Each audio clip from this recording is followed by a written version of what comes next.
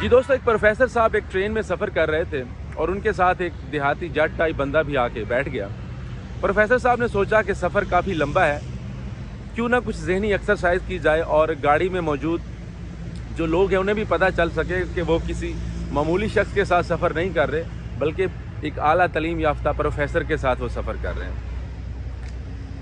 تو انہوں نے اینک کے اوپر سے اس دیہاتی کی طرف دیکھا اور متوجہ ہوئے اور بولے کہ چلو ایک گیم کھیلتے ہیں۔ گیم یہ ہے کہ میں آپ سے سوال پوچھوں گا، اگر آپ مجھے اس کا جواب نہ دے پائے تو آپ کو مجھے 100 روپیہ دینا ہوگا، پھر آپ مجھ سے سوال پوچھنا، اگر میں اس کا جواب نہ دے پایا تو میں آپ کو 1000 دوں گا۔ جٹ صاحب جو کہ سادہ لو تھے اور دکھنے میں بڑے شریف اور معصوم تھے لیکن اتنے تھے نہیں، بڑے سیدھے ہو کے حشاش بشاش ہو کے سامنے بیٹھ گئے پروفیسر صاحب کے اور بولے حضور اس کا مطلب تو یہ ہوا کہ بکری پالو، دودھ ملے نہ ملے گوشت ضرور ملے گا، چلیں آپ پوچھیں سوال۔ پروفیسر صاحب نے پہلے ہی سوال کی بچھاڑ کی اور بولے کہ بتاؤ کہ زمین سے سورج کا اور چاند کا کتنا فاصلہ ہے۔ جٹ صاحب نے بنا سوچے سمجھے جیب میں ہاتھ ڈالا اور 100 روپے کا نوٹ نکال کے پروفیسر صاحب کے ہاتھ پہ رکھ دیا۔ پروفیسر صاحب مسکراتے ہوئے بولے، ارے بھائی تم تو کوئی ان پڑھ ٹائپ کے بندے ہو، 1 منٹ کے لیے آپ نے سوچا بھی نہیں، یہ تو بیسک سوال میں نے آپ سے پوچھا ہے، آپ کو کم از کم اس کا تو جواب آنا چاہیے تھا،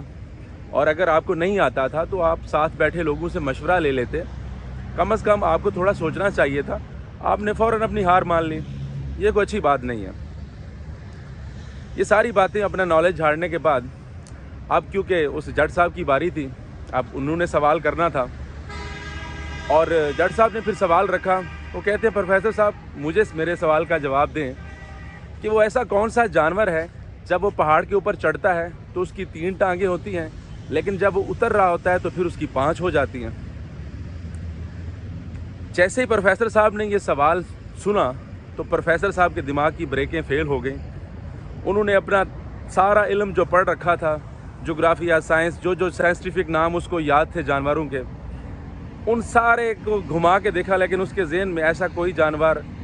نہیں آ رہا تھا جو پہاڑ کے اوپر چڑھتے وقت 3 ٹانگوں والا ہو اور اترتے وقت 5 ٹانگوں والا۔ پروفیسر صاحب نے بہت کوشش کی، بڑا سرچ کیا، آس پاس لوگوں سے بھی ہیلپ مانگی کہ مجھے کوئی بتا سکے کہ اس سوال کا جواب کیا ہے۔ تو 15 منٹ کی طویل جدوجہد کے بعد وہ اس نتیجے پر پہنچا کہ اس کے سوال کا جواب پروفیسر صاحب کے پاس نہ تھا۔ تو پروفیسر صاحب کو آخر 1000 روپیہ اس جٹ صاحب کو نکال کے دینا پڑا۔ جٹ صاحب نے جیسے ہی وہ 1000 روپیہ اپنے ہاتھ میں لیا، فوراً بے فکری کے ساتھ فاتحانہ انداز میں چادر کھینچی اور سیٹ کے اوپر لیٹنے لگے۔ جیسے ہی وہ سیٹ کے اوپر لیٹنے لگے تو پروفیسر صاحب کو اپنی ہار جو ویسے ہی برداشت نہ ہو رہی تھی، بڑے غصے سے جھنجھوڑ کے اسے اٹھایا اور بولے کہ تم نے 1000 روپیہ تو مجھ سے جیت لیا ہے، پر اپنے میرے سوال کا جو آپ نے مجھ سے سوال پوچھا اس کا جواب تو دو مجھے۔ تو بغیر کچھ بولے جٹ صاحب نے جیب میں ہاتھ ڈالا اور پھر ایک اور 100 روپے کا نوٹ نکال کے پروفیسر صاحب کے ہاتھ پہ رکھ دیا اور